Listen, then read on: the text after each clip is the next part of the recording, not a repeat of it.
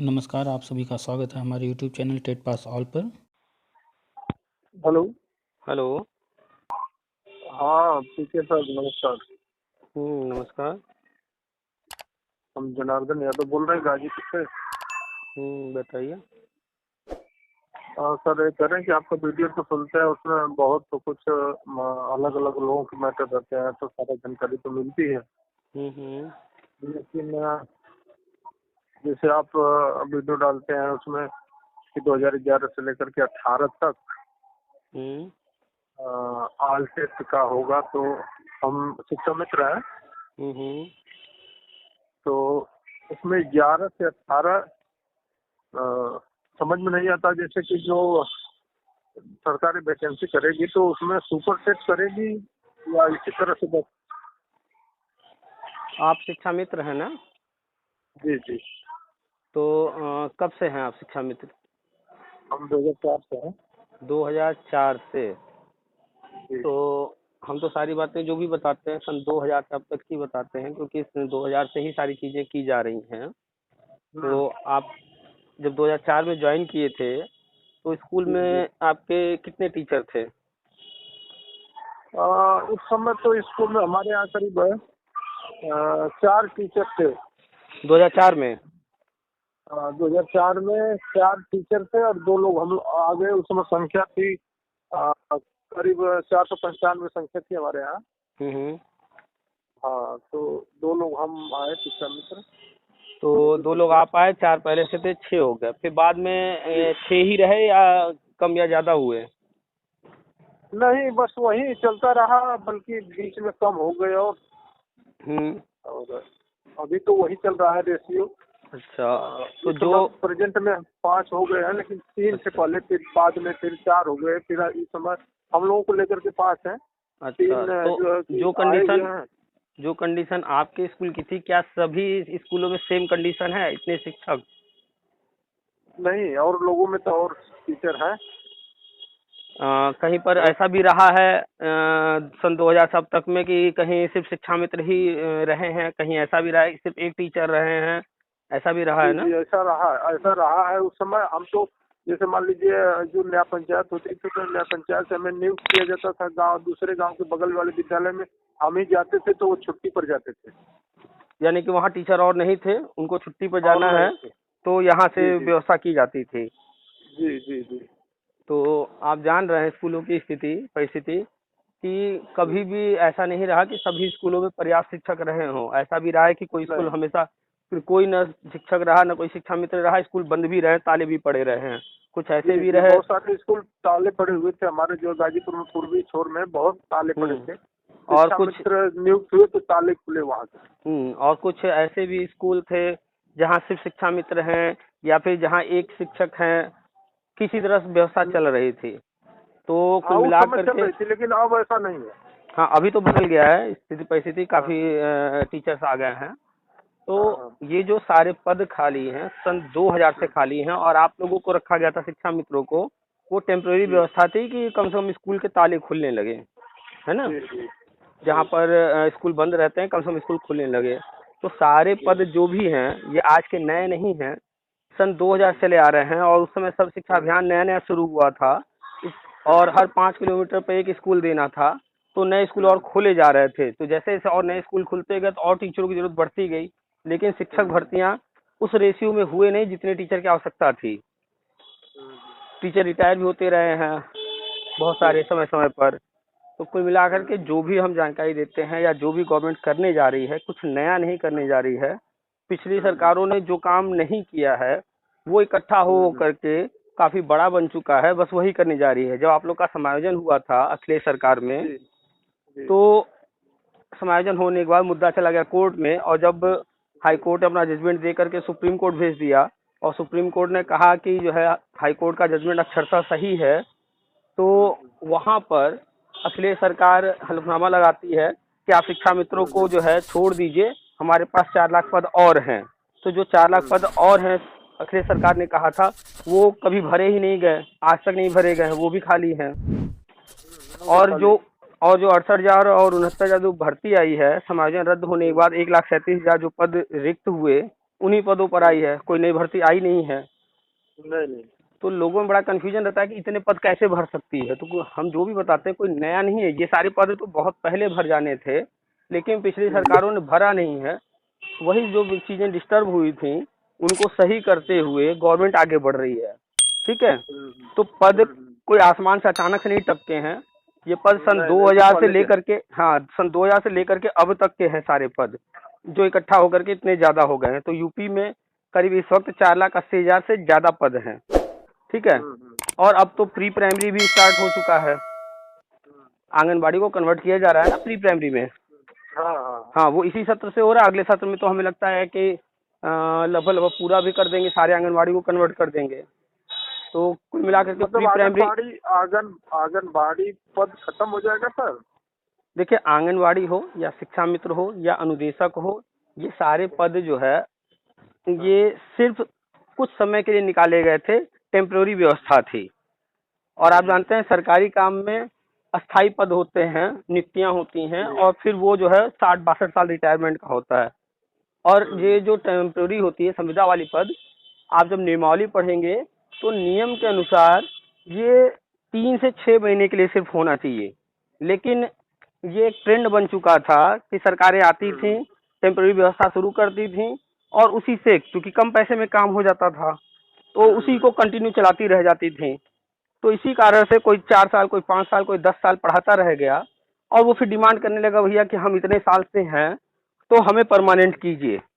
ठीक है, लेकिन जब भी मैटर इस तरह का, चाहे वो केंद्रीय विद्यालय का रहा हो, नवोदय विद्यालय का रहा हो, कस्तूरबा का रहा हो, शिक्षा मित्र मुद्दा रहा हर हो, जगह है, हर तो जगह है। जो भी लोग कोर्ट गए हैं, कोर्ट ने स्पष्ट कहा है कि समानता के अधिकार के तहत ये संभव नहीं है। कारण क्या है कि मान लीजिए हम आपको परमानेंट कर दें, तो जो बाहर बैठा व्यक्ति है, जो शिक्षक भर्ती या अन्य भर्तियों के लिए इंतजार कर रहा है, उसको तो मौका मिल ही नहीं पाएगा। तो ये हम कर सकते हैं कि वेटेज दे दिया जाए, आपको तरह तरह के छूट दे दिए जाएं, और फिर भर्ती निकाली जाए। आप भी फॉर्म भरिए, जो बाहर बैठा है वो भी फॉर्म भरे, जो योग्य होगा, जो अधिक नंबर लाएगा, वेटेज वगैरह मिल ही रहा है, अपनी योग्यता साबित कीजिए और ले लीजिए। ये हमेशा से रहा है, ये आज नया नहीं। सुप्रीम कोर्ट ने केंद्रीय विद्यालय के लोग गए हैं, नवोदय विद्यालय के लोग गए हैं, आज से 15 साल पहले, 20 साल पहले, तब भी यही ऑर्डर आया था। और ठीक है, तो कुल मिलाकर के पुरानी चीजों पर हम ज्यादा डिटेल चर्चा नहीं करेंगे, आप सुनते ही रहते हैं हर चीज। तो नया होने जा रहा है अब उस पर फोकस। तो प्री प्राइमरी स्टार्ट हो चुका है, और प्राइमरी में जो पद खाली हैं 4,80,000 से ज्यादा, वो हैं ही खाली। प्री प्राइमरी स्टार्ट होने से यहाँ नए पद बढ़ गए। तो आंगनबाड़ी जो हैं वो भी स्थायी नहीं है, अस्थायी हैं। उनमें भी एक क्राइटेरिया है, 8 पास, हाई स्कूल पास, इंटर पास। और शिक्षक बनने के लिए जो क्राइटेरिया है वो कम से कम इंटर होना ही चाहिए, उसके बाद ट्रेंड हो, और इसके बाद तो टेट वगैरह लागू है ही।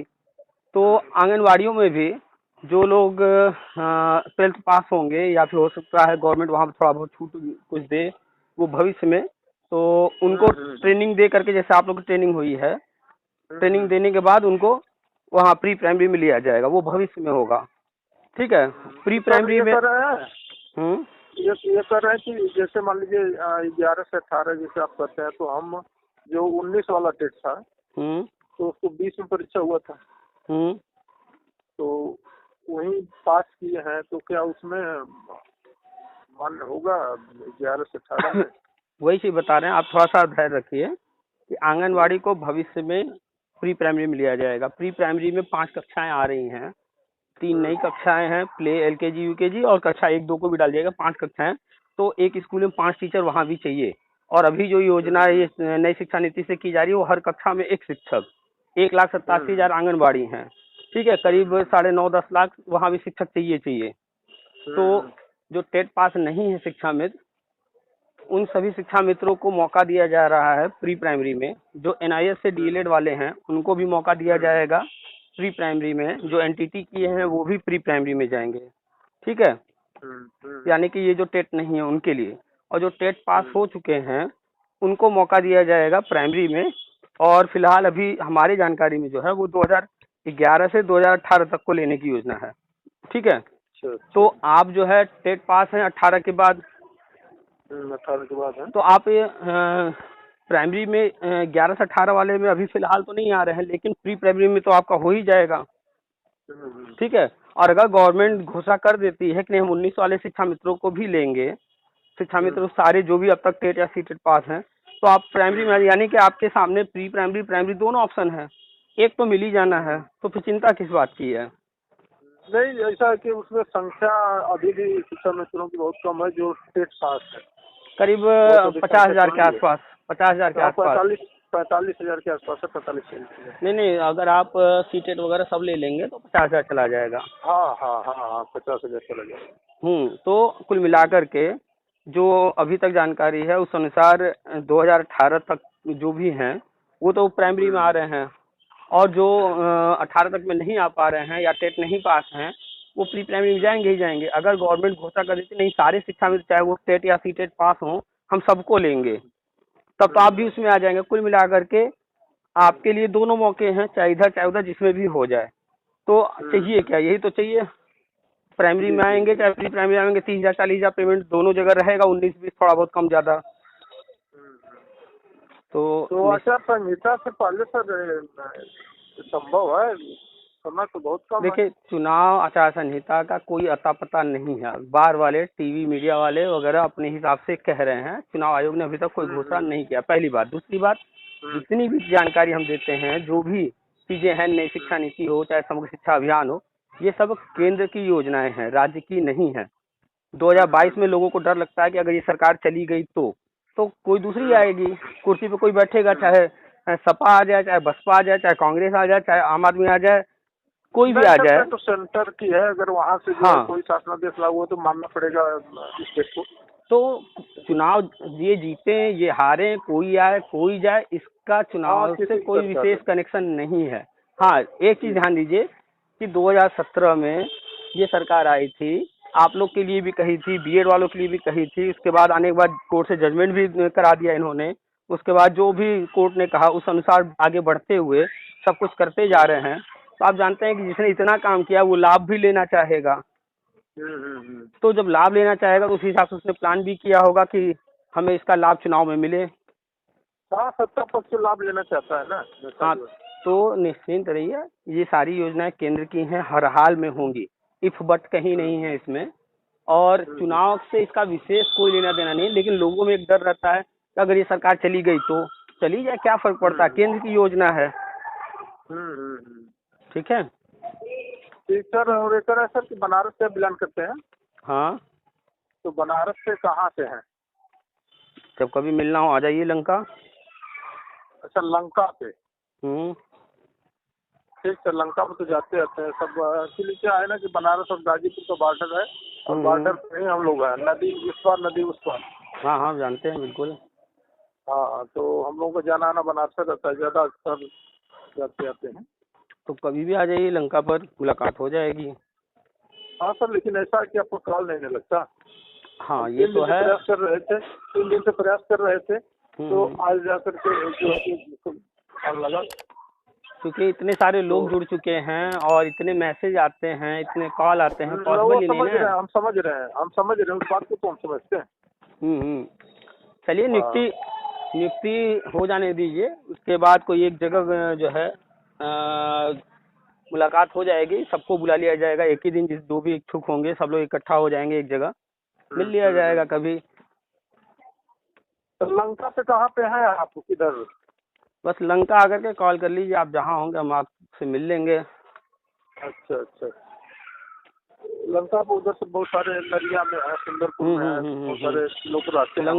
लंका आप कहीं खड़े हो जाइए, बस एक जो है मैसेज या कॉल कर दीजिएगा, हम आपसे मिल लेंगे जहाँ भी आप होंगे। ठीक ठीक। चलिए ठीक है, रखते हैं, नमस्कार। नमस्कार।